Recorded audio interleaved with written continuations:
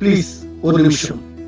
ஜெயக்குமாராகிய நான் கிறிஸ்துவின் வல்லமை ஜெப வீடு திருச்சபையில் சாதாரண விசுவாசியாக இருந்த என்னை என் தகப்பனாரும் சபையின் போதகருமாகிய bishop doctor S Joseph Stalin அவர்களால் உடன் ஊழியக்காரனாக ஏற்படுத்தப்பட்டு சபையின் போதகராக உருவர செய்து சபையின் தலைமை போதகராக நிற்க செய்த தேவன் நமது RT bishop doctor I Paulraj அவர்களால் இந்த தேசத்திற்கு போதகராக ரெவரண்டாக இன்று PhD பட்டம் பெற்று டாக்டராக பேராயராக அங்கீகாரம் பெற்று கனம் பொருந்தியவனாக கனமான ஊழியத்தில் தாங்கி நிற்கும் தூணாக மாற்றிய என் தேவாதி தேவனுக்கும் என் தகப்பனார் இல்லாத ஊழியத்தில என் அன்புக்கும் இனிய ஆவிக்குரிய தகப்பனார் RT bishop doctor I Paulraj அவர்களுக்கும் என் தகப்பன் என்கிற வார்த்தைக்கு மேலாய் என் வேத ஆசாரியர் bishop doctor S Joseph Stalin அவர்களுக்கும்